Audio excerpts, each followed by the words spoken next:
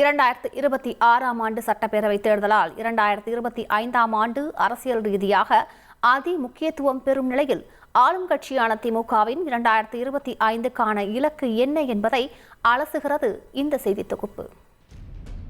தமிழ்நாட்டின் முதலமைச்சராக 2021ஆம் ஆண்டு மே 7ஆம் தேதி பதவியேற்ற மு.க. ஸ்டாலின் ஆட்சிக்கு வந்த முதல் நாளே பல்வேறு திட்டங்களை நிறைவேற்றினார்.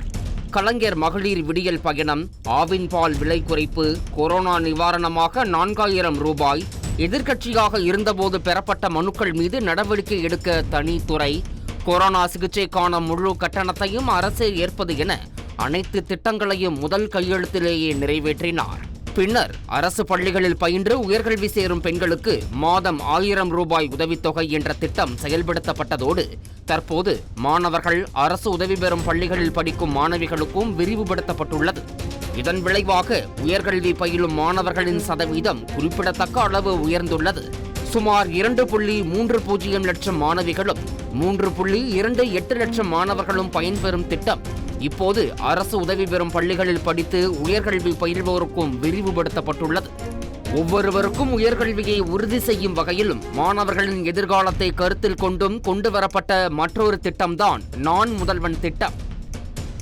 ஓராண்டில் 13 லட்சத்திற்கும் மேற்பட்ட மாணவர்கள் பயனடைந்துள்ளனர். படித்து முடித்துவிட்டு அடுத்து என்ன செய்வது என்று தெரியாமல் திக்கற்று நின்ற நிலை மாறி பள்ளி படிப்பிலேயே தங்கள் எதிர்காலத்தை தாங்களே வடிவமைத்துக் கொள்ளும் நோக்கில் இந்த திட்டம் செயல்படுத்தப்பட்டு வருகிறது. தமிழ்நாட்டில் கல்வி புரட்சியை ஏற்படுத்திய மதிய உணவு திட்டத்திற்கு நிகராக காலை உணவு திட்டம் கொண்டு வரப்பட்டுள்ளது. பள்ளிக்கு வரும் சிறார்கள் பசியுடன் படிக்கக்கூடாது என்ற உயர் நோக்கில் தொடங்கப்பட்ட இந்த திட்டம் மூலம் 20 லட்சத்திற்கும் மேற்பட்ட பள்ளி குழந்தைகள் பயன்பெறுகின்றனர்.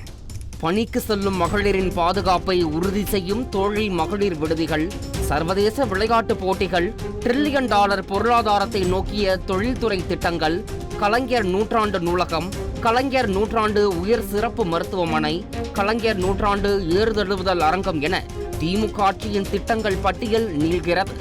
இந்நிலையில் 2025ஆம் ஆண்டு மேலும் சில திட்டங்களை நிறைவேற்ற திட்டமிட்டு வரும் திமுக அரசு மற்றொரு பக்கம் 2026ஆம் ஆண்டு சட்டமன்ற தேர்தலுக்கும் கட்சியை தயார்படுத்தி வருகிறது. முதலமைச்சர் மு.க. ஸ்டாலின் அண்மையில் நடந்த திமுக செயற்குழுவில் வெல்வோம் 200 படைப்போம் வரலாறு என்ற முழக்கத்தை முன்வைத்தார்.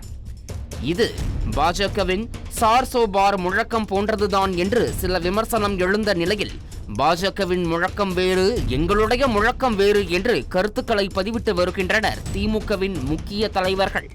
2026 தேர்தலில் 234 தொகுதிகளில் 200 தொகுதிகளில் வெற்றி பெற வேண்டும் என்று முதலமைச்சர் மு.க. ஸ்டாலின் இலக்கு நிர்ணயித்துள்ள நிலையில் இந்த 2025ஆம் ஆண்டில் தேர்தலுக்கான வியூகங்கள் நிறைந்திருக்கும் என்றும் 2025ஆம் ஆண்டில் தமிழகம் முழுவதும் தேர்தல் சுற்றுப்பயணம் செல்ல முதலமைச்சர் மு.க. ஸ்டாலின் மற்றும் துணை முதலமைச்சர் உதயநிதி ஸ்டாலின் திட்டமிட்டுள்ளதாகவும் அறிவாலய வட்டாரங்களில் பேசப்படுகிறது. செய்திகளை உடனுக்குடன் தெரிந்து கொள்ள உடனே சப்ஸ்கிரைப் பண்ணுங்க.